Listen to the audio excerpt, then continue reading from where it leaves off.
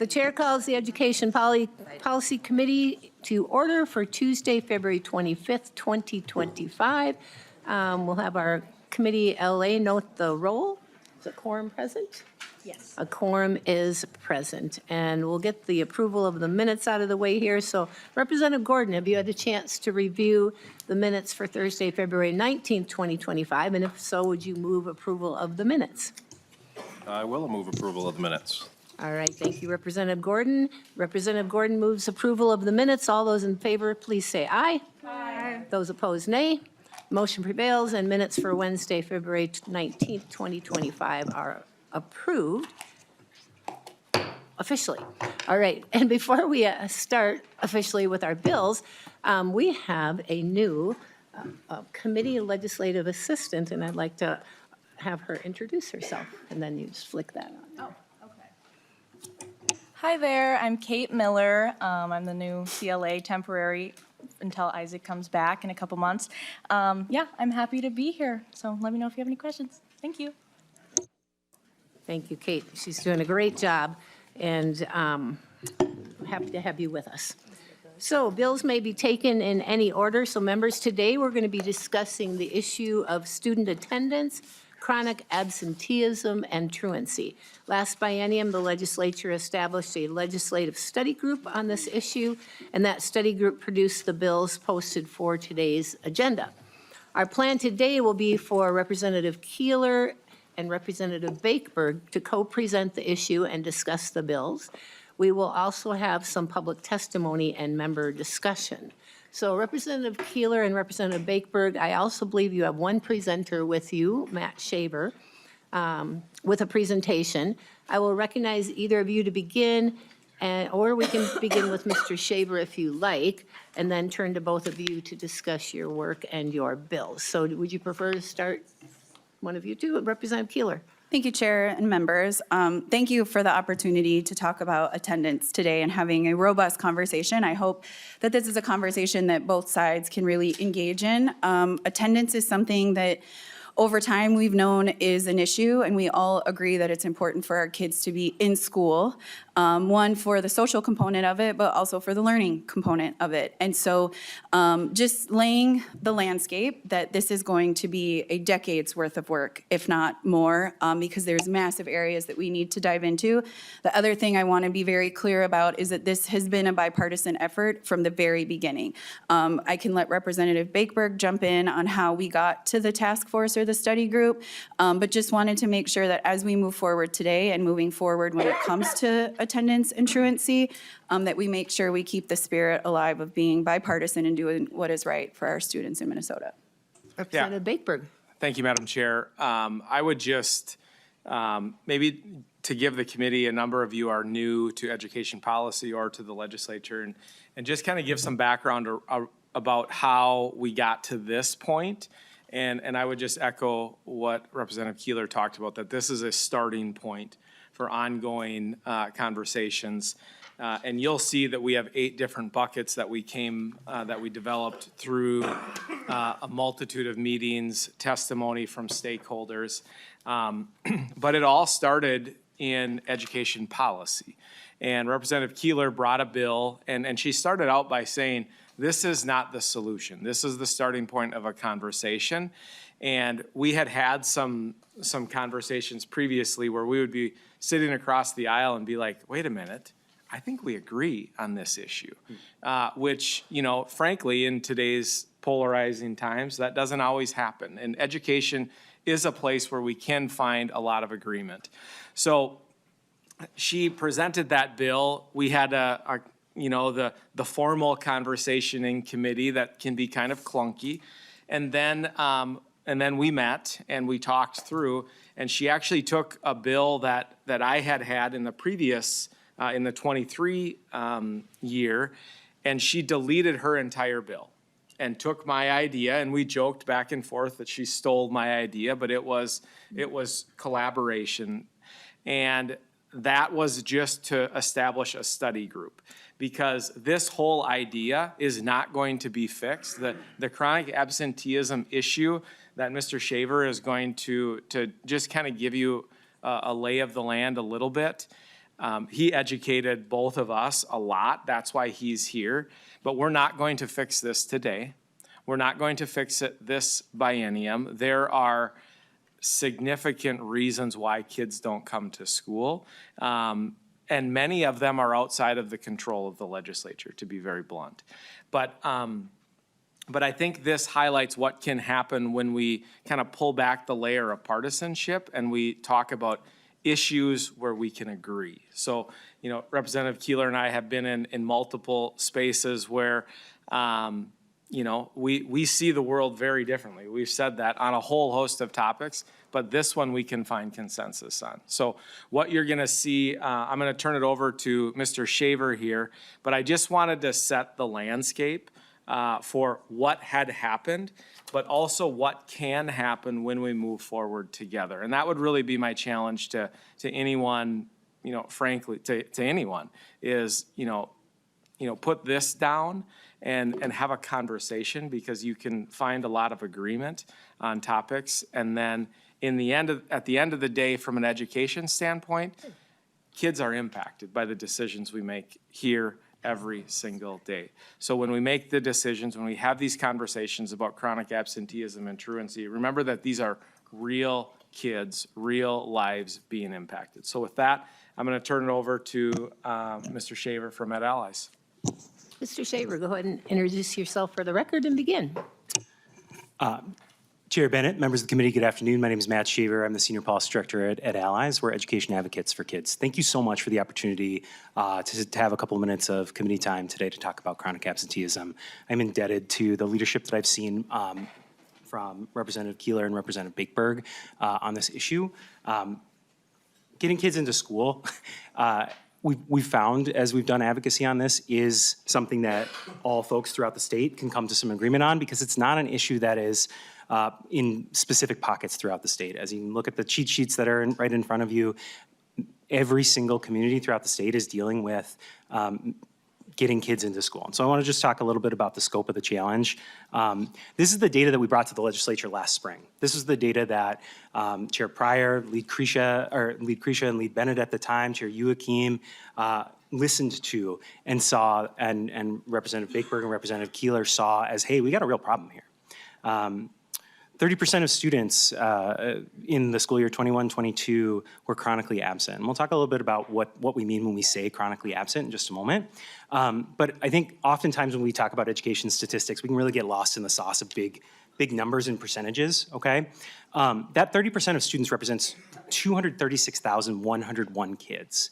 And just to help you with the visual of that, those 236,101 kids would fill every single seat in US Bank Stadium, over at the University of Minnesota's football stadium, Target Field, Target Center, Allianz Field, Mariucci, the Barn, we have the Ordway, we've got Orchestra Hall, and we got the Guthrie, okay? I want to just take a second to hold on that, because I think it's way too easy to dismiss a statistic like, 30% of kids aren't consistently attending school. I want you to picture a child in every single one of those seats, born with limitless potential, deserving of the world from us as adults, not attending school on a regular basis. This was the most recent data that we had when we started this journey together about a year ago here at the legislature.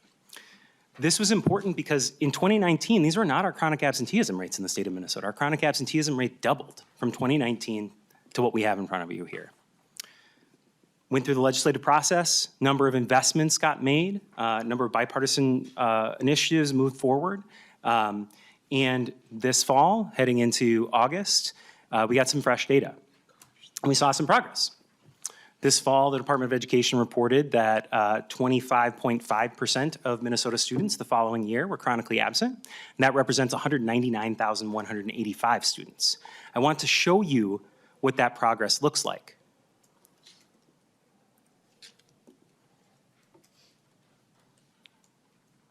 Better is better for kids who were chronically absent the year before, who weren't the following year. That's important. Getting kids into school, there's more learning time, more ability to be taught how to read, do math, build relationships with their friends and their peers, have access to meals, have access to mental health supports, all of those things. That's real progress. We're nowhere near where we need to be when we have this many kids throughout the state not regularly attending school. And so what this data doesn't tell you, and one of the challenges of chronic absenteeism data, I can't tell you how many of the students that would be represented here are in elementary school or middle school or high school. I can't tell you how many of the students that would be represented here were chronically absent the year before. I can't tell you how many of the students who are represented here were chronically absent because of excused absences, unexcused absences, or suspensions. I can't tell you how many of the students were just over the line that they missed 11% of the school year or 40% of the school year. We could know that. We are a state that every single day for 900,000 kids, we count. Are you here or are you not? That information is reported through the district. If you've ever been a teacher, you've taken attendance, and if you've ever had a kid spill their juice right when you're supposed to take the attendance and you forget, you get a call from the office that says, we need your attendance. We do this daily. But one of the things you might be noticing is, hey, this data is kind of old, right? We have a real problem with the lag between the real-time attendance that happens every single day for 900,000 kids and what we're able to know as a state and what you're able to know as decision makers. So you can make targeted investments so we can learn what's working and what's not and what's moving the needle for kids. Whatever you think the purpose of public school is in the state, it can't be that if we're not getting kids into the door. And that's why this is so important. That's why I think we found a lot of bipartisan support in both the House and the Senate as we've worked on it. So these lost learning days add up. I'm gonna throw some other big numbers at you. Okay, so students who are chronically absent missed at least 3.1 million combined days of school. And on your cheat sheets, you're gonna see some districts in your local community. This is a conservative estimate. Like I said, all chronic absenteeism tells you is that they've missed at least 10% of the school year. They missed at least 16 and a half days. That works out to at least 15.9 million hours of instructional time. That's definitely an undercount, and that's only for chronically absent students. So students who were consistently attending still missed some time. That doesn't include those hours of lost learning. This is an issue all throughout the state. There are 60 districts throughout the state where over half of all students were not regularly attending school. There are 240 schools with 50% or higher chronic absenteeism rates. Statewide, 36% of students living in poverty were chronically absent. And these represent small improvements from the previous year. A couple of notes that I think are worth mentioning about consistent attendance and chronic absenteeism. Those are two measures of the same thing. So consistent attendance means you're attending 90% or more of school days. Chronically absent means you're attending less than 90%. So that measurement is the combination of days missed to excused, unexcused, or suspensions. Okay, it combines all of them together. Students are considered in attendance, this is the guidance anyway, if they're on field trips, at sporting events, or other extracurricular activities. The threshold is if a student is with an adult paid for by the district, they are considered in attendance for the day.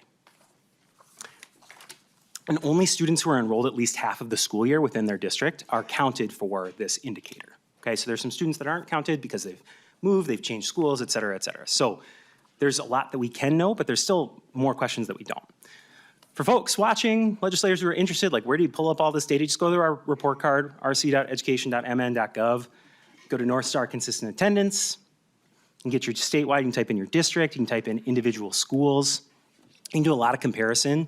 You can look at consistent attendance rates for your entire district. You can break it down demographically. You can do some comparisons by year. It doesn't go very far back, but it's a pretty helpful metric to give a sense of like how consistently your students are attending near you. Okay, a couple more pieces. This is just some of the same data broken down demographically and over the previous few years. So just the thing to point out, again, the reason we're here is because our chronic absenteeism rates doubled, okay? We don't have statewide data right now for the 23-24 school year, the one that ended last spring, and we don't have attendance data right now statewide for the school year that we're in right now. And we're actually an outlier as a state for not having more recent data. Most other states, and I'll give you an example of one in just a moment here, have much closer to real-time data, if not real-time data available, so we can track and see how our schools are doing and getting kids to school. Okay? It's just another way of looking at it. This is all right from the Department of Education. They presented at the Student Attendance and Truancy Legislative Study Group, just looking demographically by specific student populations. Always on the hunt for bright spots. If anybody knows folks out in Marshall, I'm always super interested. They show up on both of these lists where 90% of all of their students are consistently attending and 85% of their low-income students are consistently attending. But there are a number of districts throughout the state where we are seeing some exemplars and some folks to learn from. Super important to recognize where that good work is happening and see what we can learn and scale. The other thing I think is really important, and just to orient you to this chart, is because chronic absenteeism compiles a bunch of different reasons for kids that are missing time, it's important to figure out, okay, how many kids just missed the mark, right? Or just on the other side of that 90% attendance rate, so that we can figure out how to triage and tier our supports, right? I don't think we should be as worried about kids who are attending 88% of the year. And the reason that they got under that threshold is because they got norovirus for 3 days. And that was the first time in their 12 years in school that they were chronically absent, right? I'm much more concerned about, and I think the legislature should be much more concerned about, kids who are chronically absent year after year, kids who are chronically absent due to mostly unexcused absences, kids who are missing in that green, blue, maroon, I don't know what to call that top color there. Kids who are missing more than half of the year because they're going to need different supports than kids who are just over the threshold. And the good news here is that for the 200,000 kids who are chronically absent in the most recent year that we have data, 70% of them attended school 80 to 90% of the time. They're gettable, right? That's habits of attendance. That's, you know, a couple extra nudges potentially from the school district. It's those other bars there that we got to start getting at the root causes for why kids aren't regularly attending school. And a lot of the work in the bills that are proposed today, they're going to help schools, districts, counties, and the state have a better response to kids who are showing struggles with attendance. There's much, much more work to do. And just to, again, to be frank, to follow in the footsteps of Representative Bakeberg and Representative Keeler, preventing attendance issues in the first place, that's going to require an attendance agenda that goes far beyond just what can be done in a K-12 committee. That goes to your peers that are sitting in transportation committees right now, health and human services, housing, taxes, et cetera, right? What we're doing right now is what we can do in the K-12 space is how to have a better response, more coordination, making sure that the response isn't done in silos, okay? All right, I'm gonna wrap up here quick. Some data questions that are worth thinking about. We need to get timelier data. It is unacceptable that we have a 2-year data lag from the department to the state. We could disaggregate chronic absenteeism by excused, unexcused, and suspension. Again, the point is we want to cut through the noise to better understand who actually needs those additional supports. Not knowing chronically absent students by elementary, middle, and high school is very, very important. A 6-year-old who's missing 25, 30 days of school is going to be missing that amount of time for very different reasons than a 16-year-old who's missing that amount of time. And actually how to fix that and solve that are gonna require different things. But if we don't know that, it's gonna be hard to solve for. And then again, severity of absenteeism, right? How many days have kids missed? Have they missed it multiple years in a row? Those are all real indicators for additional needs and supports. I wanna point to Rhode Island. Their governor has really decided to prioritize this, really sees that getting kids into school is foundational to anything else that you want to do for kids in school. So every week puts out a press release with the highest attendance rates for elementary, middle, and high school and the highest growth from the week before. I'm not going to say that a press release is all that we need to do in order to get kids on track. It's a symptom, though, of systems that are responsive and talking to each other. And I'll show you what we can get done in Rhode Island. They have real-time attendance data dashboards. And it's not because they're smarter than us. It's not because they have a smaller state than us. It's because they have decided to prioritize this. And so remember how I told you I'm not gonna be able to tell you the attendance rate for Minnesota for another couple of years? I can tell you by school in Rhode Island, by elementary school, the day of the week that has the highest and lowest attendance rate for any school in the state. You can click it in the little corner there. It's very, very important. I can tell you how many students right now are already chronically absent in the state of Rhode Island. They're doing real-time attendance tracking because they're making their systems talk to each other. So there aren't silos, so there can be better responses, and it's working. You can look year over year in Rhode Island right now and see that at this same point, this many school days in the school year, fewer days have been missed in Rhode Island than the year before. It's pretty fascinating when you make this a priority, what can be done. The last thing I'll say is that we had some conversations this summer, Representative Bakeberg and Representative Keeler, and they said, yo, Matt, like, can you go find out what legislation they passed in Rhode Island to make this? And the answer to the story was that there wasn't any. It became a priority, and they did it. And we can do that here too. We can make it happen. That's my last slide. I'll stop talking now. Thank you so much for the opportunity. Always happy to chat more. Appreciate it. Thank you, Mr. Shaver, and you're welcome to stay up there for now.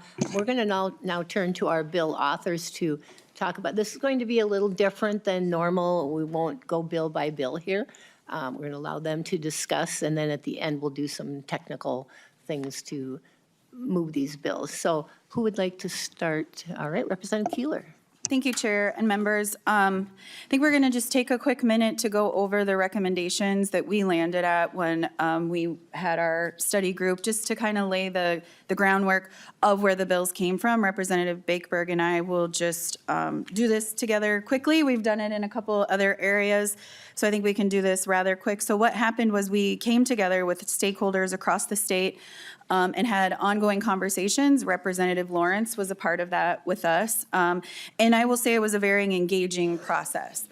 We had online testifiers to in-person testifiers to ongoing deep conversation about different statutes. We landed at 8 different buckets. The one thing that we learned quickly is a lot of people care about attendance, but nobody's really taking the ownership of it because there's so many stakeholders across so many landscapes. It's our teachers, it's our schools, it's our counties, there's transportation components in it, there's some health components in it. It's what we look at when we look at attendance and truancy is far spread. We learned that firsthand in the committee. And so what we thought we would be able to do to help us with our 10-year effort is really give us some buckets. And what the buckets are intended to do is have community stakeholders and legislators lean into different areas of statute that we all know we need to address. And so it's really just the playbook for all of us to join into the fun of addressing this. And so we'll go quickly, but the number one bucket is just consistent definitions. The one thing that we know is that every school doesn't even define what truancy, tardy, and absence is. There's not a lot of consistency there. And so we're leaning into, we have pilot groups. There's 13 of them across the state for 3 years, geographic spread, size spread, that we're gathering information from them. One of the big things that they're working on right now is definitions and how they even enter their attendance and how that shows up in certain spaces. And so some of the bills we will address will look at different attendance responses. Did you want to add anything, Representative Bakeberg? Yeah, and I just want to give the perspective of, sorry. Go ahead, Representative Bakeberg. Just want to offer the perspective of just a day-to-day, like on Tuesday morning in a local elementary school, what it looks like. And so, whatever time the start time, say it's 8 o'clock, you're going to have a flood of kids coming into the office. And whoever that person is that's sitting there, they have to figure out quickly why kids are late. They're getting phone calls at the same time for parents calling in. And they have to navigate and make some determinations. And that's why having consistent definitions is really important, so that that person that's entering the data into whatever the management system is that the school district is using or the school is using, so that's coded correctly, because then that is reported to the state. So we're getting good information. And Mr. Shaver in his work has found some areas where some people are coding things inaccurately, and they could change it, and all of a sudden their consistent attendance dramatically improves. Well, it's not that there are kids in class more, it's just that it was coded. So that's that kind of basic common sense thing, that having some consistent codes and definitions, and that's where the pilot group is going to be helpful to be able to, so that we're all kind of on that level playing field, because we can have all kinds of data, but if it's being submitted inaccurately or wrong, it's not going to be good data to help us make good decisions. Representative Keeler. We're going to do this a lot, Chair. We'll do our best to try to go through the chair as we go back and forth. Sorry if we missed that in the process. I will add that the other area of definitions that we're looking at is actually the lane that moves into child wellness and child welfare. So what happens in truancy and attendance, what many of you maybe know or you don't, but once you get to a certain amount of days, it's referred to the county under child welfare. And this is the unique perspective that what we do in the school then transitions over to county. And so definitions of neglect and making sure that we align in those areas were important too. Bucket number 2 is coordinating among state and local agencies. We've said this a couple times in many spaces that our agencies tend to really love to work in silos. Love maybe isn't the word, but they do tend to work in silos. And understanding the widespread that this issue spans over, we really need our agencies to be committed to talking to each other. This also led us to understand leaning into our children's cabinet and our youth in Minnesota is critical because we have a lot of adults at the table that are having conversations when the truth is we believe it's really important that our kids advocate for themselves and what they want and need in the school systems. Did you want to add? Representative Bakeberg? No, we can keep going just Okay. for the sake of time. Thank you. Do you Go want to ahead. let me know if you want to Yeah. add I'll something? Go ahead and continue. Okay, thank you. We're not as good as this as I thought we were. Okay, sorry. So the third bucket is community engagement. This really came to light when we had our Greater Minnesota testifiers join us. One of the things that I'll bring to highlight that I think we all found really interesting was we had individuals from White Earth join us and talk about ricing and how that's such an economic impact, and it's really their egg component for their community, and how the school districts are often aligned and the school year is aligned around agriculture and farming. It just wasn't maybe aligned around tribal agriculture and farming. And so it was a really unique opportunity for us to question how can individuals go into the community and do the things that are economic development and smart within their communities and still get school credit for it, because those are learning opportunities. We do think that people are engaging in really critical things in the community that we need to be able to capture. And I think Representative Bakeberg would like to add something. Representative Bakeberg? Thank you. And I think one of the things that we spent a lot of time in the study group, but also in my professional role, we spend a lot of time talking about, and you'll hear me say the 3 R's, so rigor, relevance, and relationships. And We'll quiz you on that later. yeah, later, there'll be a quiz on that, so. But if you think about it, you know, we automatically assume that relationships are the most important thing. And rightfully so, relationships are critically important. But if I have a really strong relationship, or Representative Hill has a really strong relationship with a kid, and the kid just loves him as a teacher, but the kid is like, you know, his content is super boring. Like, I love Representative Hill, but boy, his content is really boring. The kid is not as likely to be engaged because it's not relevant. And that's really where we got into a lot of the conversations around education today. And I think some of the reason why we're seeing an increase in absenteeism rates is that relevance conversation. And I was at a principal workshop, and we were talking about high school redesign and making high school really be relevant to kids. And for the sake of time, I won't go deep into this, but if you think about in, you know, the 1960s, what a classroom looked like, and fast forward to today, you know, we might have a smart board, or we may have some really nice technology, but the structure of the classroom is very, very similar. So thinking about how do we make education be relevant for kids, and some of that is within the structure of the day, and some of it ties into the ricing conversation or those cultural conversations for kids and family. And then rigor as well. I mean, rigor is another one. Kids want to be challenged. There's this, sometimes people say, kids today, kids want to be challenged. And those of you that work with kids on a daily basis, they're hungering for that. So that's where if we have kind of that sweet sauce of strong relationships with rigorous, relevant curriculum, kids will be engaged. But there are some decisions that are made here that tie our hands at the school district level in those areas. So, yeah. Representative Keeler? Thank you, Chair.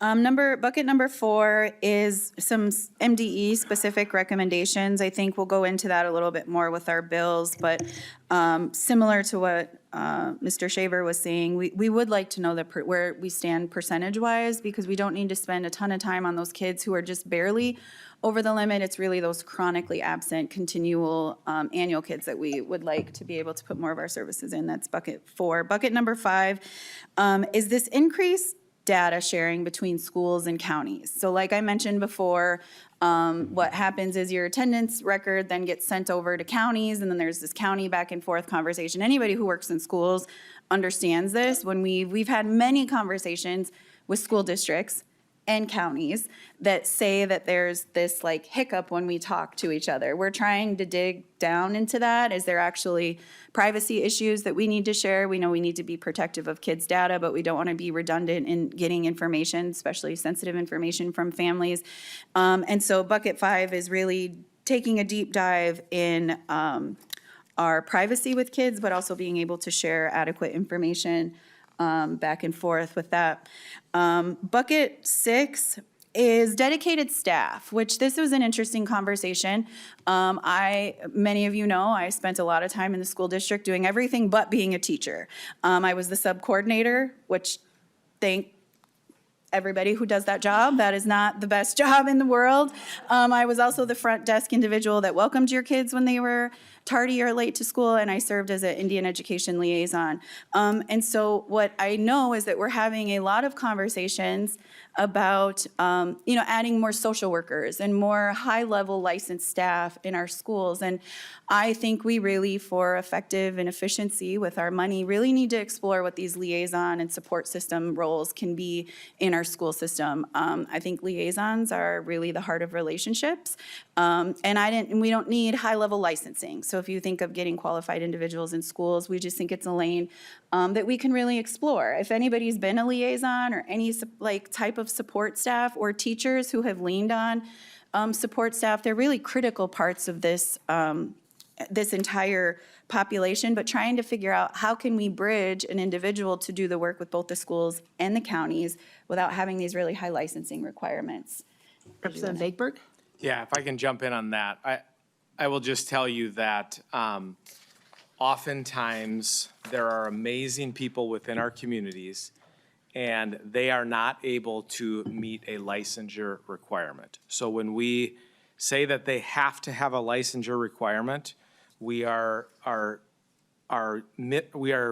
having our students miss out on an opportunity to work with an amazing individual who frankly will better meet their needs than someone who has been licensed.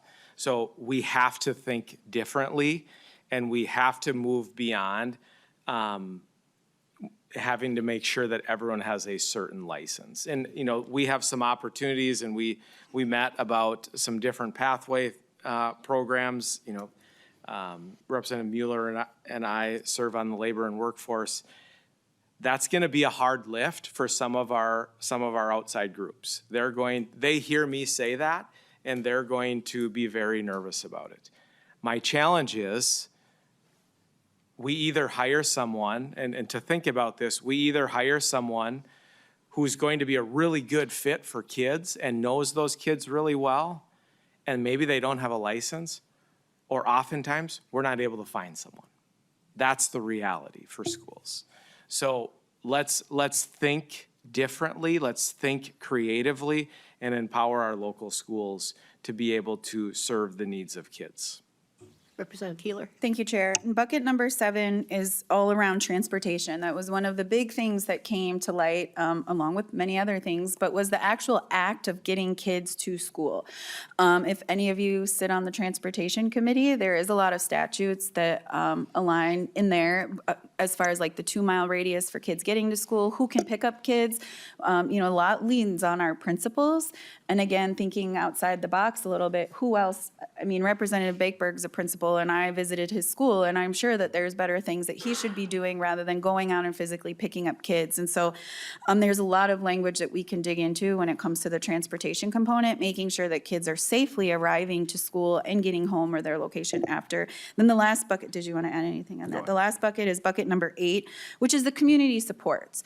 One thing we heard a lot about is that all schools, most schools, have some sort of community outside entities that are either trying to or currently partnering and working with our students, whether it's after-school programming, mental health supports, outside advocacy and education. And so we really wanted to explore what's already happening in our schools, how we're protecting that work in our schools, and how we can potentially expand that work in other community areas in our school. And so with that, I know that that's a really quick wrap up. I do want to just take a quick minute to see if Representative Lawrence wanted to add anything, because he was the only other member that served on that study group with us. I didn't mean to put you on the spot. But. Representative Lawrence? Madam Chair, I think they covered it well. Thank you. Right, very good. Great, thanks.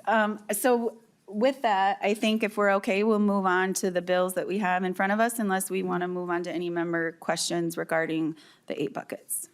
Maybe let's go on to the bills, and we'll have member discussion unless somebody feels really driven. We have testimony too after the bills. Yeah, so member discussion will take place after the public testimony. So go ahead and present your bills, and then we'll move on to public testimony and then member discussion. So who's going to start on this one? Representative Keeler. Do we need to move the bills? No, so we're just talking about them, and then, okay, thank you. I know we're doing this a little bit different, so want to make sure that we don't miss anything. So we're going to start with House File 62 in your packet. We will be doing an amendment on this later, but one thing I want to clarify that I feel like is confusing about this is a landing spot. So everything that is in House File 62 is in statute already somewhere else. And I know that we had nonpartisan staff help put this together. And so if there's any questions that anybody has, I just want to make sure we're real clear that when we're looking at House File 62, this is not any new language. This is a landing spot to try to bring a chronological order of how attendance works in this state, hoping that, again, people look at this and find areas that they would like to help us dive into. It starts all the way from age of instruction. In the state of Minnesota, we have law requiring that our kids have to go to school at a certain age. District of residency, where your kid is required to go to school, or how a district is required to accept a child in your school. Non-public school systems reporting. Also the transportation piece, as we mentioned, if there's anybody who really wants to dive into the transportation area, I don't know if any of you sit on that committee, there's some critical areas in there. Students with disabilities. Funding starts to lean over into the Representative Bakeberg lane, just because this is a policy committee. So making sure that if you're looking at the funding component, we go there. Absences on how we report is obviously a major piece of that. This goes into like who can report, who they report to. Some of those things are really interesting that we've looked into. And then moving into the removal, there is statute that tells us that if a student misses so much school at some point, you have to be removed from the attendance roll. And so there's statute around that. We have a lot of bills and issues that we're addressing there. Truancy as a whole, there's a lot of language that starts to roll into the 260 components of statute, which starts to move over into child welfare. So if anybody sits in that space, then moving into maltreatment, this is when you're chronically missing school, it becomes negligent as a parent, all the way to the criminal penalties that happen to parents and guardians if your children are not attending school. We understand there is a lot more that we can look at. This is, again, the guiding post for us to just start honest conversations of areas that we believe we need to address it. And House File 62 was the best way for us to have a landing spot. We've done this in other areas like the charter schools, just to make sure we have one statute area that everybody can look at. And so that's that outline. Chair, would you like us just to roll through and move to the next one? I feel like weird that we're not stopping and asking any questions, but. Well, I think we'll move on because, yeah, it is kind of an odd Okay. sequence here, but let's move on. And then we'll do public testimony and Sure. then. So members, if you do have questions, just jot them down if you would about these various bills. And we'll look at them as one giant package kind of. So is it Sure, so Representative then Keeler? yep, so then we're moving on to House File 1030. What this, so all of these bills, I'll say, we're treating as vehicle bills for us to work on. We know that we're going to be working on amendments from these places. We'll be working with our staff and nonpartisan staff to get things in the format that we like. And so just knowing that these are the starting process that we will build off of. 1030, what it does is that we already have reporting mechanisms that go out to parents and guardians, and a whole list of things that we share in that information.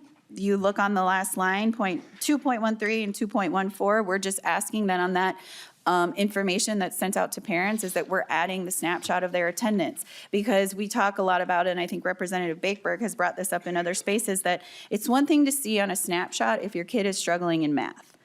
And you know it's the math rigor or the curriculum in math that's hard. If as a parent, I can line up and see, well, my kid missed 26 days in math, maybe math isn't that hard for them. Maybe they just need to go to math class. Like that helps us to have conversations within our own homes about how maybe we can lean in to that. So that's all House File 1030 is doing. We do know that the agencies and the schools are reporting this information. We would just like it to get back and out to our hands a little bit quicker so that we can be being part of the solution for our kids rather than being the last ones that connect these dots together. With that, Representative Bakeberg is carrying the other three, so we'll move it over to him, Chair. Representative Bakeberg. Thank you, Madam Chair. I'm going to move into House File 1053. And Representative Keeler talked about the removal from attendance roll, what you'll commonly hear that referred to as a 15-day drop. So House File 1053 is really clarifying when a student reaches that 15-day drop. So what that means is the student is not in school for 15 consecutive days.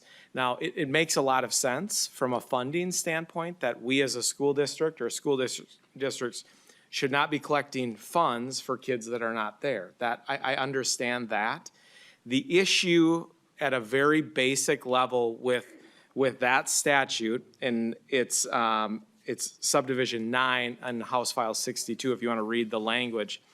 But the issue is that if a student is dropped from, Minnetonka Public Schools, that student is no longer on the rolls for Minnetonka because they can't collect funding for them. But where does the student go? The student disappears. So the concern is that the student doesn't re-enroll. So to kind of give you a lens from my principal lens, every fall, we are going through, and once we hit 15 days of school, we're like, okay, these few kids are not here anymore. And we maybe didn't get records requests for them, or maybe the other district didn't request them. They may have moved out of state, but we want to be really diligent in making sure that the kids that didn't show up on the first day of school at our district, that they're going to school somewhere. So the bigger issue is no one really owns the kid, and no one is responsible from a statewide standpoint. If the student stays within the community that I live in, or if they stay even in Scott County, it's pretty easy to navigate because I can work with the county. The issue happens when a student leaves Scott County and maybe goes to Hennepin or Mille Lacs. Well, we don't have a way to communicate. So House File 1053 is just very simply saying that the department is responsible for those students once we drop them. That's the agency that would be able to oversee. I've had some conversations with different stakeholders, and there's some really good ideas that they've offered already around this bill. One of them is just moving to unexcused, so it's only an unexcused 15-day drop. And then another idea was to have us do a mandated report to the county so that we're flagging and making our local county aware. All good ideas, and very open to all of those ideas to talk through. But just very simply, House File 1053 says that the Department of Education is responsible for those kids, and then the department needs to re-enroll, help families re-enroll their student into a school where they're living. All right? So the next two bills are honestly very similar in nature. I'm gonna go to 1054 first. And basically what both of the next two bills aim to do is really address that lag that Mr. Shaver talked about. Right now, when the during the state fair time, when the MCA results come out and the press release comes out, the attendance data is 2 years lagging. Okay, and Mr. Shaver said we can and we should be having current data available to us to make decisions. So what 1054 says is that you need to report your current year attendance data the same as you report your achievement data. Okay, and then House File 1413 does the exact same thing.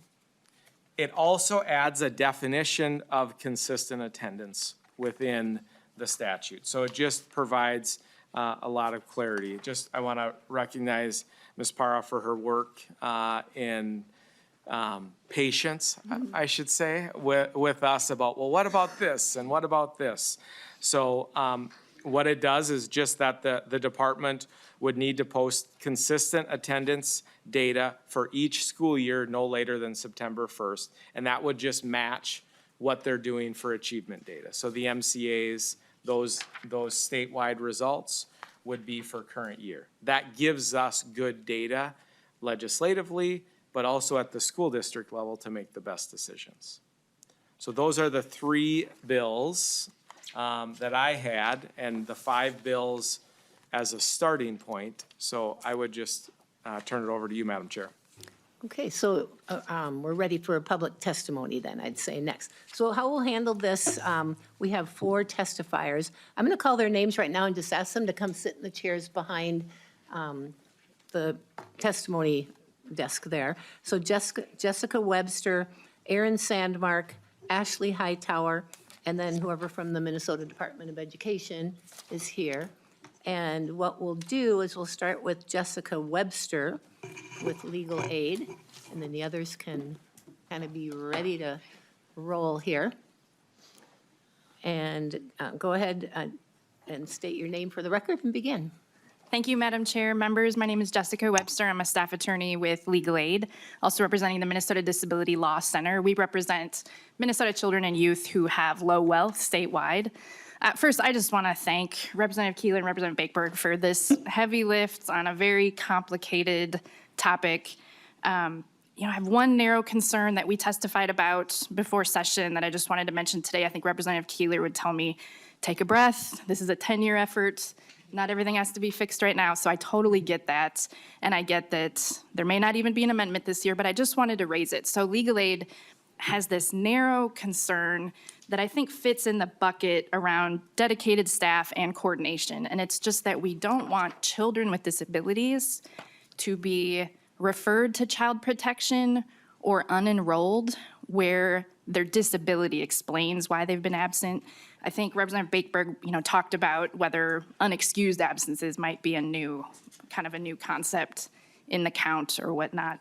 And I understand these bills are about coordination and they're guideposts to create a response, but we are seeing at the Disability Law Center kids who have been referred to child protection or have been unenrolled, and their IEP team just hasn't had a recent meeting with the child or the family to maybe find out and explain what's going on. So it's kind of a narrow little box that we're speaking from. It's not really the big global thing I think that everybody will be focused on, but I just didn't want it to get lost in the mix. So I appreciate your consideration, and I appreciate you hearing me out. Thank you. Next, we'll have Aaron Sandbark, and please introduce yourself for the record and begin. Hello. Hello, and thank you for your time, Committee Chair Bennett and members. I'm Erin Sandsmark here on behalf of Solutions Not Suspensions Coalition. I'm testifying today to acknowledge the immense impact of chronic absenteeism in our schools and share my support for efforts that tackle this issue, but also bring forward to you what we consider a central piece and what was mentioned also by Matt Schaefer earlier, suspensions. What I would ask for the bill authors to consider as they move forward in this collaborative effort to get our students back into schools is to look at the role of exclusionary discipline and how it impacts absenteeism. It seems like a simple connection to make, but I feel like we have across the state lacked acknowledgement of that relationship. Districts, the state, and you all here have the power to change school pushout in its relationship to school absenteeism. Unnecessary and excessive suspension practices play into the absenteeism data. Every day a child misses instruction due to suspension counts towards their chronic absenteeism. One way to improve attendance is by using alternatives to suspensions that keep kids in the building and learning. We want our students in school. That's what Solutions Not Suspensions is all about. We want our kids to have the opportunity to learn, grow, and receive the education that they have the right to have. Before finalizing these bills, please consider, and the long trajectory of these bills, and considering absenteeism in general, please consider the impact of suspensions, exclusion, and its impact on absenteeism. Thank you. Thank you. Next, Ashley Hightower. Please introduce yourself for the record and begin. Greetings, everyone. My name is Ashley Hightower. I am with Hennepin County Attorney's Office Be at School program. We're the educational neglect and truancy program for Hennepin County's K through 12 youth. We are Minnesota's largest truancy and educational neglect program. On average, we receive around 10,000 referrals per year per academic school year. This year, we're at 6,223 referrals. I want to thank Representative Bakeberg and Representative Keeler for being leaders in this attendance movement, as it is extremely critical to our educational systems. I would like to begin by expressing the severity of the 15-day drop mandate. We believe that the proposed bill is a great starting point in getting the Department of Education involved in this issue, but we still need more. Last year, our program received 658 students flagged as 15-day dropped or not enrolled. This year, we're currently at 536 students. When a student is 15-day dropped from enrollment, they then become a child in need of protection or services as a habitual truant, and they are in violation of Statute 120A22, compulsory instruction, stating the students 7 through 17 must receive instruction until they have graduated. If schools do not send this mandated report to the county, counties do not receive these records from anywhere else stating that the student has been dropped from enrollment. The information that the student has been dropped is only collected by the Department of Education for per pupil funding purposes. Per the new proposed bill, if the school has not submitted the 15-day drop to the county, the Department of Education would then become the mandated reporter, as they are the record holder of this information. Having the department give families resources and sending out a letter is just not enough. Stating that they may work with the county attorneys isn't enough. They need to report and communicate this educational neglect to the county. The county has the ability and obligation to provide services and stay open with the student and family until we have ensured that they have re-enrolled in school and that they have supports needed to succeed. The county has the ability to conduct house visits, review updated contact information at the state level, and provide resources to address truancy barriers. This bill stresses the importance that if we are going to have solutions, our systems need to communicate and collaborate more effectively. Information sharing needs to be done at a quicker pace. We can't wait a month for systems to update before we receive this information. Every day that passes is a day that that student is not in school.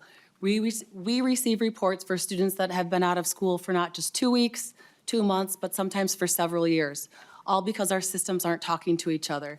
These students are falling through the cracks because of a funding policy. To conclude, the remainder of the bills proposed, a big yes. We need to start discussing attendance. We need to not only have references of statutes governing student attendance, but consistent definitions that address the root cause of truancy and reflect the realities our students are facing. We need to revisit Minnesota's truancy statutes, particularly the definitions that dictate responses based on a student's age. Currently, the law presumes that a student's absence from school is the caretaker's responsibility if the student is under 12. But once the student turns 12, the absence is presumed to be the child's intent. This presumption not only ignores the barriers that students face, but sets them up for failure and early system involvement. A public awareness campaign is needed to promote and educate our community about the importance of school attendance. Attendance needs to be tracked and assessed at the state level. The state should know and evaluate not only the percentage of students not only the percentage of days the students was absent from school, but also not enrolled. Our students, schools, and community deserve a better than reevaluating the previous school year's information. This information should be formulated quarterly. Attendance is a critical indicator of the many underlying barriers our students face, and we can't live a year behind in our results and efforts and expect impactful changes. This is real-time work that deserves prompt attention. Our students face enough barriers that our delay in communication and data processing shouldn't be one of them. Thank you for your time. And as always, I'm here to talk about our program and any interest you have in about learning about attendance and our experience in attendance and our proposed bills for this session.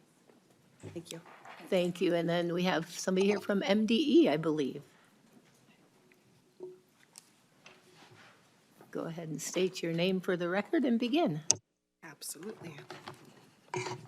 All right. Good afternoon, Madam Chair and committee members. My name is Angela Mansfield. I am the Assistant Commissioner of the Office of Educational Opportunity at MDE. I appreciate the opportunity to speak on this very important issue. At the Minnesota Department of Education, we see significant common ground on these bills. We fully support the principle that families deserve timely information about their children's attendance, which is crucial for student success. Currently, local schools track real-time attendance data through their student information systems.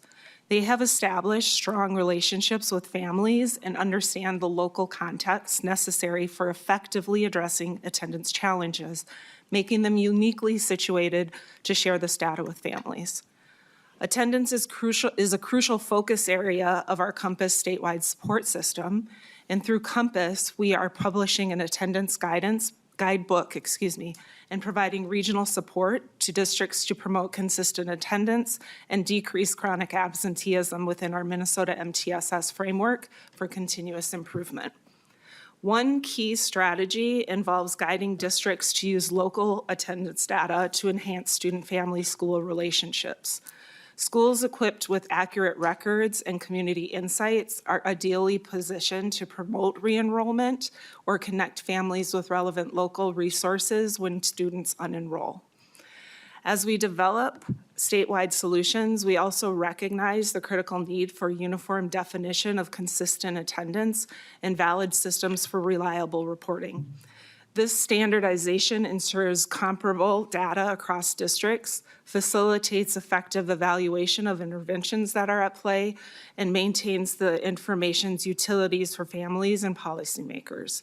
We are actively assessing which data can be collected and reported as just-in-time data to all partners with minimal burden on our districts and schools.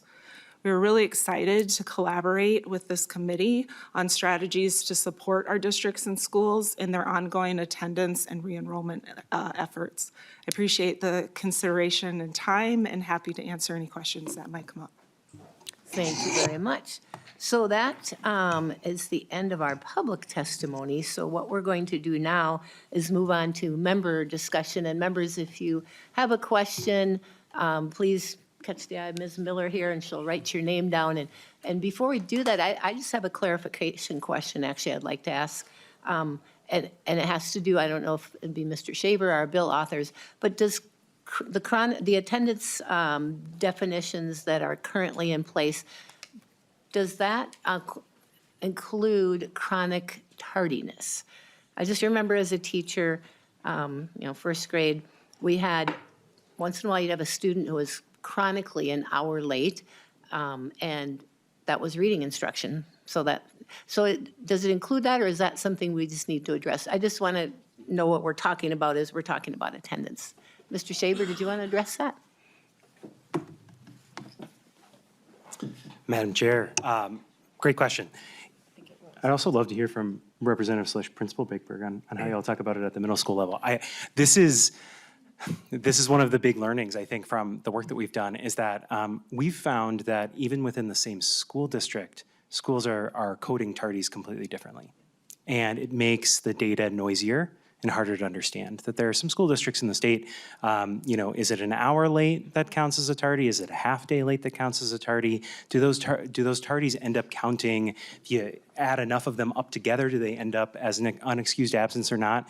There's not a lot of guidance or law defining that. So it's a little bit of the wild, wild west, and that makes the apples to apples comparison from district to district a little bit more challenging because we haven't set a standard for that. Either Representative Bakeberg? Yeah, just from a principal standpoint, that is, it's going to be outlined in the staff handbook. MSBA has provided good guidance around attendance, and depends on the grade. But yeah, and I would echo what Mr. Shaver said. It's easier in smaller districts because it's, you have one elementary school, you have one middle school, one high school, so you can be consistent with yourself. But when you get into bigger districts, and then it's also that person at the front desk, and I just want to get the kids moving, and to no one's fault, it's just the reality of moving kids and getting them back to class on time. So yeah, it's something that I think would be helpful to be clear with some guidance for schools, even more than we already are. Thank you. Yeah, I found as a teacher that was critical, and chronic tardiness can be just as devastating for a student as being chronically absent too. So thanks for answering that. And members, we have Representative Bierman. Thank you, Madam Chair. Thank you, Representative Bakeberg and Representative Keeler, for your work. You've done a lot, and I commend you for working together, and the bipartisanship here is really a pleasure to see today. And we're all taking notes, I think. So good work. I just wanted to follow up on the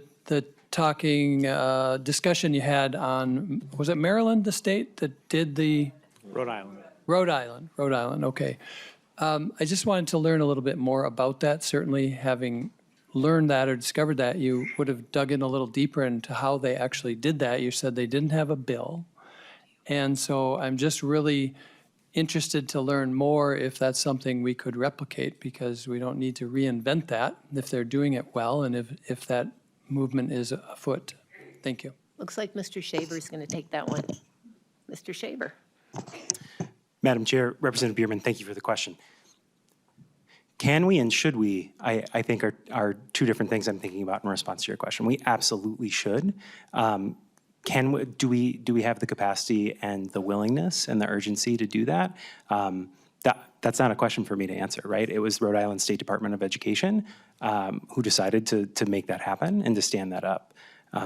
And I think we absolutely should as a state. I think it's critical to be able to do that, to stand it up, because it is making an impact. It is getting more kids into school on a regular basis. So, yeah. Representative Bierman, follow up? Thank you, Madam Chair. Yeah, just, if we all agree that it should be done, and there's a roadmap, and it would be critical, as everybody spoke about the importance of real time as you're trying to analyze by grade, by building, I think it's a wonderful starting point. So I hope we can move forward on that. Thanks. And I think MDE wanted to chime in as well, and then I'll do a Representative Keeler. Go ahead and introduce yourself and begin. Thank you, Madam Chair, and thank you, Representative Bierman, for the question. For the record, my name is Megan Adiola. I'm the Legislative Policy Manager for the Minnesota Department of Education. And thank you, Representative Bierman, for the question, because I think to address the can we question, we're going to talk about the thing that nobody wants to talk about is the dollars associated. The total population of the state of Rhode Island is a fraction of our state's total student population.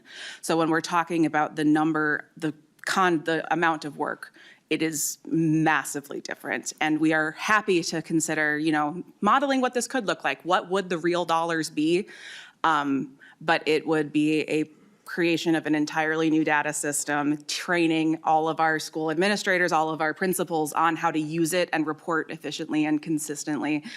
So I do want to just say, I don't want to belabor the point because this is the policy committee, and I do want to talk about the great policy areas where there's a lot of alignment, but that is just, I think, necessary context for the conversation. So thank you, Madam Chair. Representative Keeler, you wanted to comment. Yep, thank you, Chair. I would add that though they probably didn't have depths of policy for the outcome, they have a clear understanding of the input, which is something we don't have yet. Like our definitions, we don't even have a definition in statute that tells us what an elementary school, a middle school, and a high school is to make sure we're aligning by our grades appropriately. And so I think if we ever want to get to that outcome, one thing we need to do for MDE is to make sure the input is more streamlined so that we're not like desegregating it and then going out and asking schools to re-enter, something appropriately. That's part of what the timing lag is. That's part of what the issue is. And so I think as we build towards knowing the money cost of building a system, what we are in control of policy-wise is the input to make sure that we're as streamlined as we can possibly be. That's why the definitions is bucket number one. Representative Bierman? Okay. All right, Representative Green. Thank you, Chair Bennett, and thank you, Representative Keeler and Representative Bakeberg. This is fantastic work. I have so many different thoughts and questions, but I'm going to talk about that offline. I would love to join your committee and help with this work. So what I want to talk about, though, is I have a question for MDE, if MDE could come back up.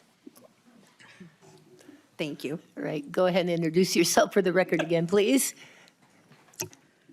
Megan Adiola, Legislative Policy Manager with MDE. Excellent. Thank you so much. So my question is, you talked about some things that are ongoing. So are there current guidelines for attendance reporting right now? Are they consistent, and are districts following it, or is the issue that we don't have current guidelines? Ms. Adiola, is Yes, that correct? thank you. Okay, thank you. I want to Very make sure I'm correct, Madam pronouncing Chair. correctly. Thank you for the question, Representative Green. Yes, we do currently issue guidance to our districts on how to code attendance. I am very much happy to hear some anecdotal stories from Representative Bakeberg, who I'm sure has more hands on this data on a daily basis than I do. But we do offer guidance on how they should be coding these things. This is part of the problem that I think we've presented consistently, that like definitions are an issue. So there's not something that we can cite back to for the tardy that is 2.5 hours, but not 3 hours. There's not like a binding way for us to say you have to follow that. Part of the other issue is that in our current system of reporting, these are reported through the student information systems, which vary by the district's choice of vendor. So some of the vendors may not have, may have more inclusive options than the vendor in the district next door. So that, I think Representative Keeler touched a little bit on some of the, just like the data we're getting is kind of all over the map. And we, as responsible stewards, want to support efforts to make that more consistent so that it is, verifiable in a more, in a faster rate. But we do issue guidance. We know that it's an ongoing conversation, and we're a continuous improvement agency. So this conversation is already guiding how we're communicating with schools through our Compass team, through our data team. And we look forward to being able to, point to something in law that is, that meets some of the confusion that we're hearing in the field. So. Representative Keeler?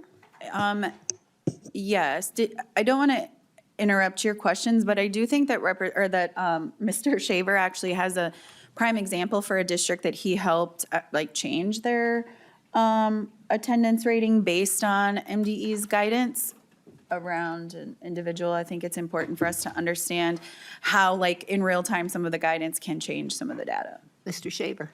Thank you so much, Chair Bennett.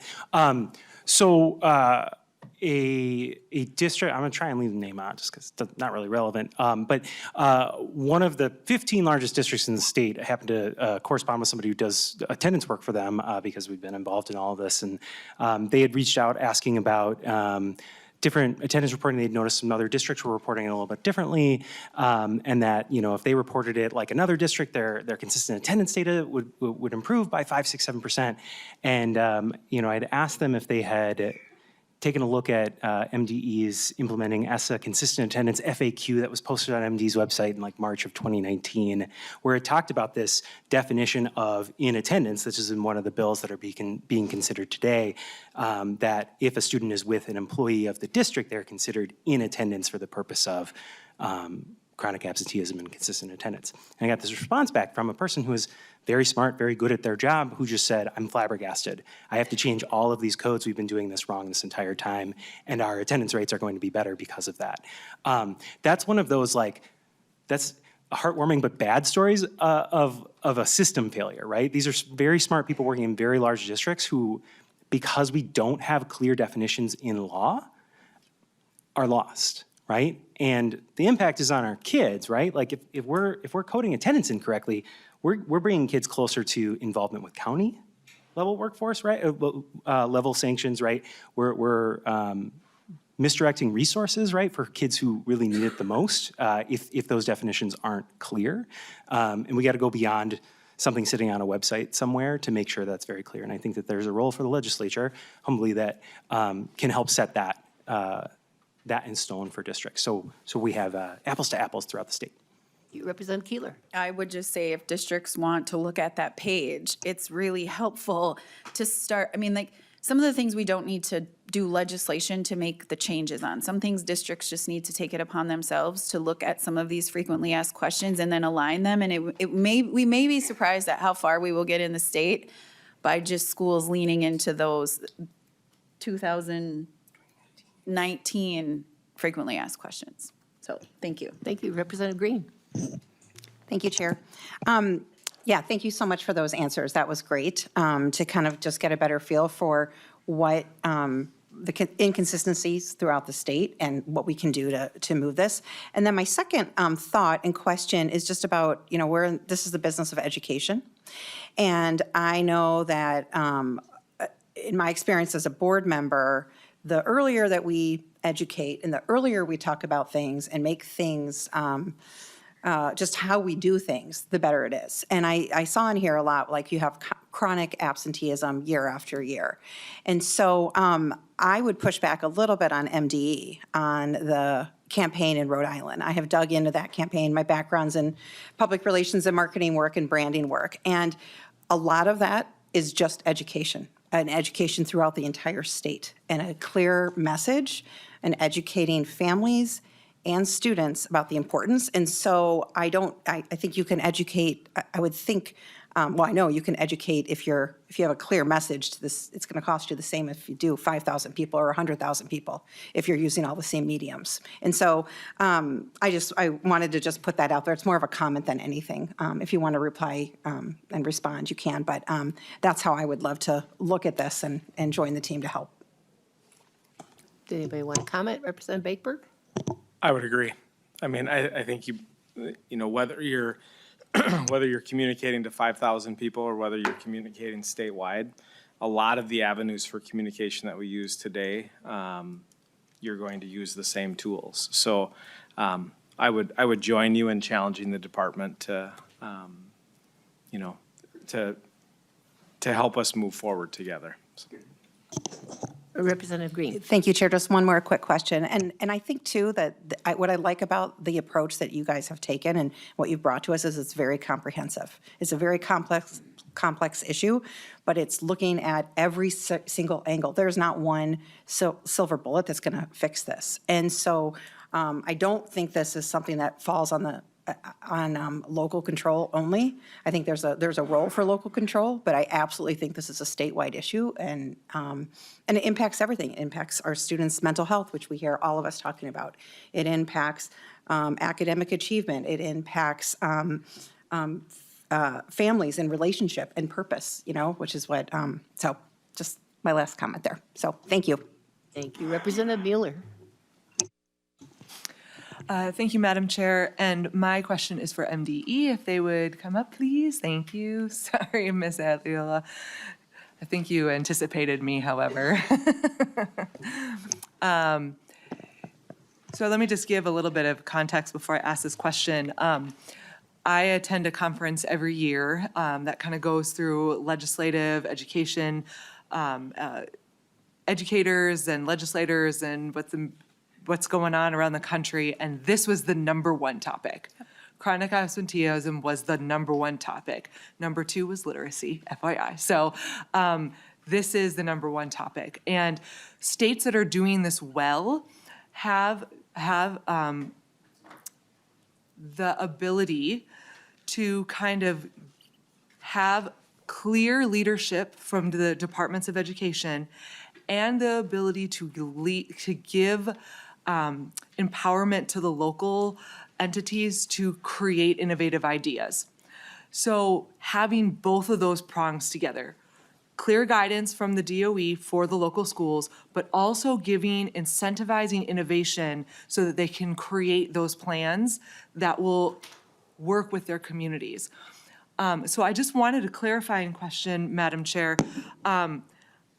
One of the things that I thought I heard when the department was talking about this was that they said that currently local schools track the real-time data and have a better relationship with the students and they have better context, and that they should share the data with the family. Some of the bills that we have here is putting more emphasis on the responsibility of the department.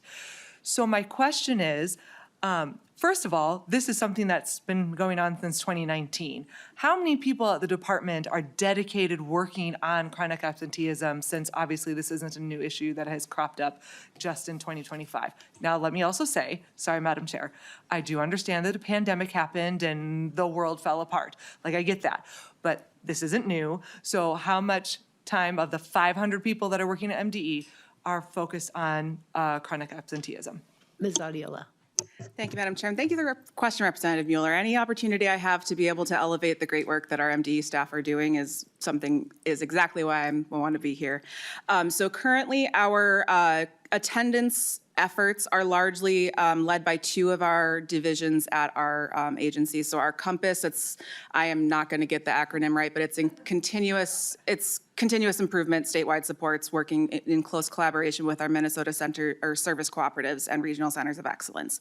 And since the conversation has been clear that data is a huge part of this, our data practices and analytics team both those divisions are currently, I believe we have an offer pending for 1 attendance specialist in Compass and 1 attendance specialist. I believe we're posting the position for a data practices person to really look at this data and provide some of the updated guidance, some of the collaboration with the study group that they've been a good partner in. So I believe in our current position, we will have 4 regional attendance support specialists based out of those more local centers, and then 2 positions at the department that will have attendance in their primary responsibilities. Representative Mueller. Thank you, Madam Chair. Well, I'm glad to hear that we are deciding that there needs to be some more guidance and that even though we've had these entities, Compass and the data practices and leadership, I'm glad to hear that we're going to start hiring someone specific for attendance. That's encouraging to hear. It's with MDE's job to provide guidance with our schools, it's really important that we're able to do that with clarity. And I appreciate Representative Keeler and Representative Bakeberg saying that, we need that. We need that, and we understand that it's important for us to have that in law. And but as we're hearing from other places, and I heard it around the country when I go to this national, conference, not anticipating, but responding to the problem, anticipating to the problem, really is what DOE is supposed to be doing. And so I find it really encouraging, but also frustrating that we're waiting for a work study group to say, hey, DOE, let's get some work done. So thank you for responding to it, and thank you for answering the question. I'm really looking forward to seeing how these pilot programs work in those 13 schools, because, we don't have time to wait. We don't have time to wait. I was one of those sub-coordinators, and I was one of the people that also had to call school parents when their kiddos didn't show up. I was one of the attendance officers. And we simply don't have time to wait for legislation to say, well, let's kind of see how we can do, and let's see. We should have been seeing this problem and doing something about it. We don't need to have legislation for everything, as Keeler has said, and we could have had DOE leading on it, and instead it's important to see now that we are catching up to that. So thank you, Madam Chair, and I look forward to seeing how we do this better in the future. Representative Fogelman. Thank you, Chair Bennett. I don't really have a question, but one of the schools in my district was part of Joachim's legislation, and I got to meet with them before session started and talk to them about that program, and they shared some stuff with me, so I just wanted to share it with you guys. They hired a coordinator. I believe he's a retired police officer, and I think he is from the metro area. And as Representative Bakeberg has said, I mean, he stresses the relationships with the students and how important that is, and that has made a difference. I think he works 25 hours a week.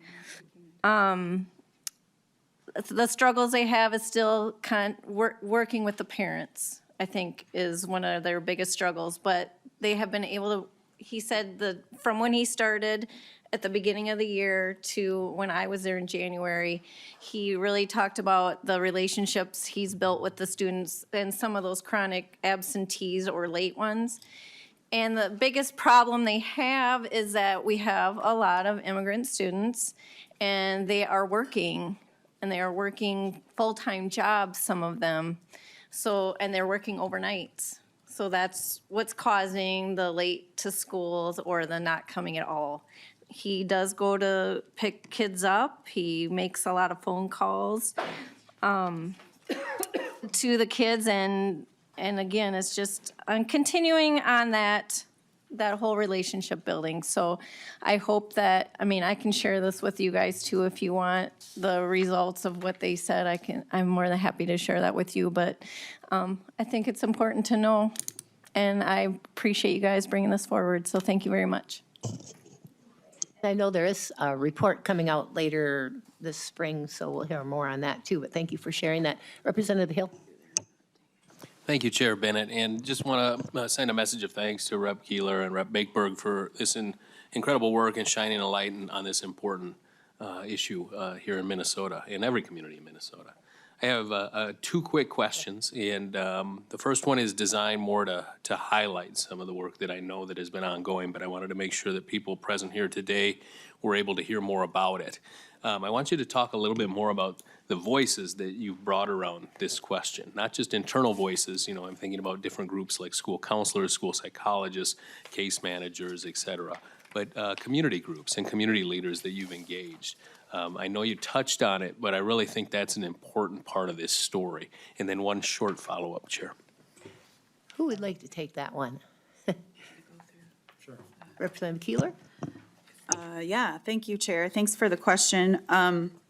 Quickly looking over our overview of minutes, just to give you kind of the overview of how we structured these conversations. It was critically important for Representative Bakeberg and I to do our best to make sure everybody was at the table for these conversations. I think we started with just us as legislators. We expanded to 23 different stakeholders, ed allies, different counties, different foundations showed up. We had social workers associations. We had different people from police departments, school boards, principals associations, and our youth voice was a part of that. We also moved on and actually had different areas of schools that are working across the state, particularly Greater Minnesota. We had an entire day that was virtual because we often know the Greater Minnesota narrative is missed, and that was critical. And so how we set this up was we did every other meeting was in person and then online in hopes that we gained more of that Greater Minnesota voice. It was then important that we talked to students. We had an entire meeting that was just hearing the student voices, which I think all of us will say was probably the best. It was the hearing that we all probably could have had last longer, and we had students participate from across the state, young parents to individuals who were having medical issues. Like, it was actually very insightful for us.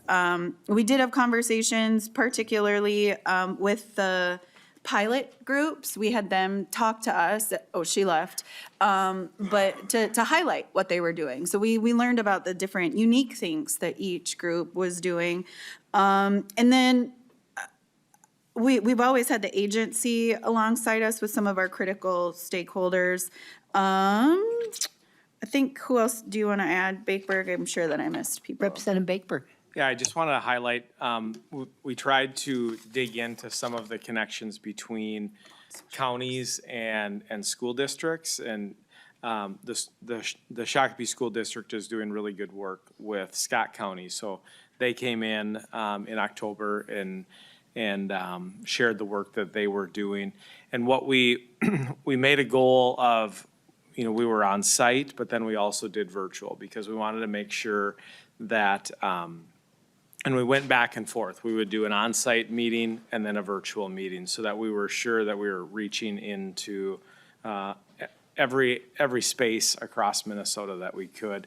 I think honestly, one of the more powerful, and Representative Keeler talked about this, was when we were hearing from students and the different types of students and programs that we offer to kids across Minnesota. So we heard from students that were struggling with depression, anxiety, young parents, students in alternative programs, and just hearing their perspective, because sometimes we hear about the kids who come here, and so it was just it was powerful for me to be able to hear the different lenses and the different realities for kids. Yeah, it was good. We heard from parents. We heard from all of the school groups across the board. So it was I'm sure we missed someone. So I'll apologize for that, but I would just invite them to the table to have a conversation. Representative Hill, follow up. No, I just want to celebrate that and point to it as a model of, taking a deep dive, getting our arms around this issue in total. And I just also wanted to point out and highlight, Mr. Schaefer, I see you over there. Like a true educator, you've covertly given us all a homework back home. And so I really encourage our members, the 12 of us up here on the bench, to take our cheat sheet with us and talk to school leaders and students and families that are part of the school districts back home to learn more from what's happening in your corner of the state. So thank you all. Wonderful. Thanks for the homework, Mr. Schaefer. Any comments on the homework? Madam Chair, Representative Hill, if you could get the paper signed by your superintendent, Representative Hill, and then turn that back into me by next education policy hearing Wednesday, you got about a week. Super helpful. Lee Jordan, would you like to make some comments or questions? Yes, thank you, Madam Chair. A lot of my questions have been answered. So I just really want to thank you, Representative Bakeberg, and thank you, Representative Keeler, for working together and working so bipartisanly on this. It sounds really basic that kids should be in school, and maybe it is, but it's, we say a lot of things should be easy, and then we find out that there's all these other little things here. So I also really want to thank you for taking the summer and taking the interim to really work on these bills. That is a lot of work. So I see you. I see you both. You deserve some roses, and thank you to everyone else in this room that worked throughout the year. This is what good legislation is kind of founded on: is taking those basic ideas, realizing that there's maybe a big data piece or something. It's not a magic wand. There's all these little things. So thank you for that. Really proud and happy to work with you both. Thanks. All right, before I turn it over to our bill authors for closing, I also want to say thank you. Kudos to both of you for all this work. I can see what a huge issue this is, and you're basically taking a shovel full of soil right now into what's really a dump truck or more full. So thank you for doing that. You know, and it seems like as I'm listening to this throughout history, I'm thinking back, because I love history, I'm sure attendance started out more as a bookkeeping thing for funding, and it has turned into something very much an educational item, and just shifting that paradigm to what attendance really is, I think is important for all of us. And thank you both for digging into this. My question for you, you don't have to answer this, but is after you're done with this 10 years from now, what next big issue are you going to take on? Because you're like the dynamic duo. I will just say that, and I appreciate the bipartisan work as well. So you don't have to answer that, I know. But thank you. Any closing comments? Representative Bakeberg, you want to start it out? Oh, boy. So many things going through my mind after that question. I'll stick to this topic. So I think, thank you for a good conversation, and I'll just close by, by just saying, and just really challenging us to think differently about how we do things.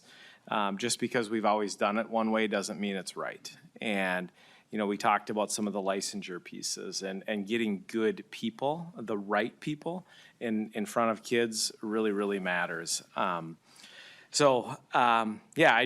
thank all of you. I thank Representative Keeler, Mr. Shaver for his work. And we started by talking about this is just the beginning of conversations. And we need to continue to have those. And we need to lean into some of the more difficult ones. One of the difficult ones that wasn't talked about is what does accountability look like within this? So I'll just leave that out there and just say that is a place where we're going to have a difference of opinion. And how do we work to be able to hold kids and families accountable? But at the end of the day, how do we get kids to school? Because if they're not at school, and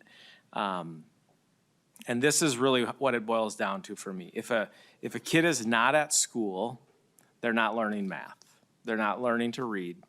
They're not, pick your reason why a kid goes to school. For me, it's for them to learn. Oftentimes, and we hear about it on the news, that, 13, 14-year-old does some type of crime. So we haven't talked about the impact on criminal justice, but that is a piece of this that in our, just the safety of our society. So it's so important. And it really, to go to Lee Jordan's, what she was saying, it doesn't have to be that hard. If a kid is at school, they're learning and they're not doing all kinds of other things. So that's really why I'm passionate about attendance and truancy, and then I've just learned a whole bunch with it.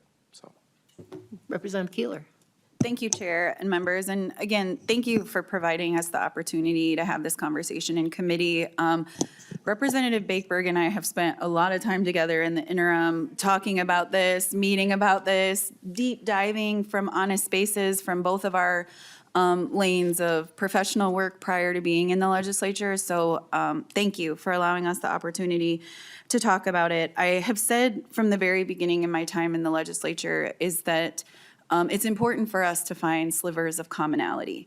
And what we have been able to do in the Education Policy Committee for the last 5 years has been having robust conversations about slivers of commonality when it comes to our kids.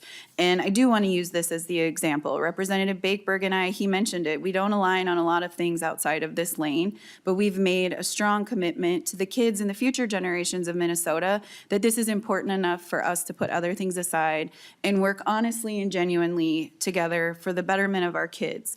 And so welcoming others who want to join in that spirit of this work is really important. For me, why this is important, as you all see, it's not just about getting kids in school. That is critically important. I did my practicum at MSUM, go Dragons, around what are the barriers to academic success outside of academic rigor. There's a whole lot of reasons why kids don't go to school that we're addressing here, but the main thing for me is family preservation. At the end of the day, if you're having concerns or you're having struggles in your life and your kid doesn't go to school, it ends up trickling down to an end effect that takes your kids away from you. And I really believe that we need to create a wraparound service support to love on our kids while they're in school and really lean into family preservation. And so from that lane, that's why I come to this work and making sure that we have strong, educated youth that look like all of us going out into the professional world, and that's critically important. And so we know and we recognize that this is a starting point for a very long marathon.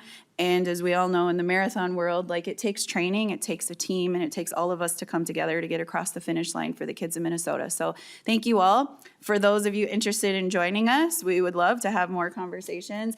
And a sincere thank you to Representative Bakeberg for joining me in this crazy idea to try to dissect attendance. But I think what we've done here is we've signaled to our stakeholders across the state that this is critically important for us. We've signaled to the kids that they matter to us, and we're signaling to our legislators that it's time for us to get to work. Thank you.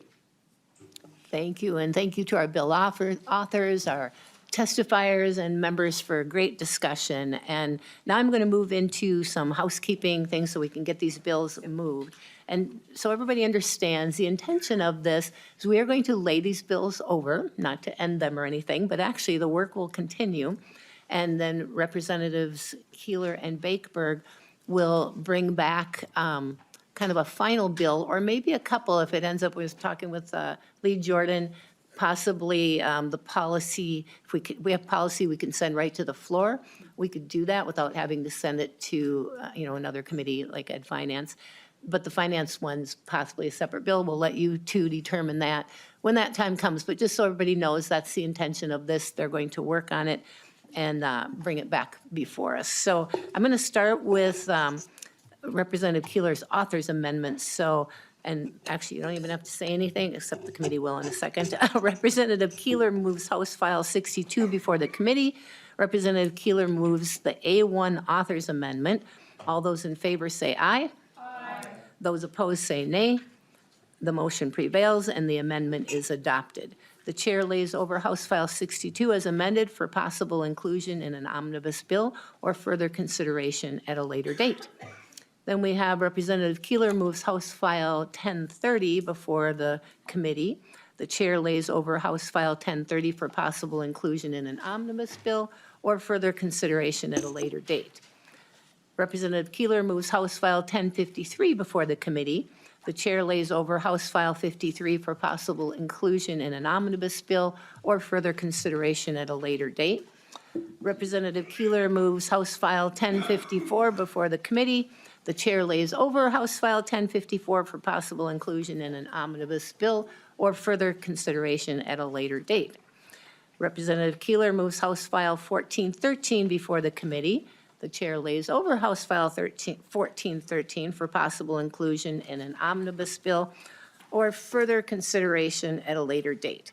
Representative Keeler, you got a lot done right there. Yeah, yay. Members, that includes today's agenda. Our next meeting will be Wednesday, February 26th. And with that, the committee stands adjourned.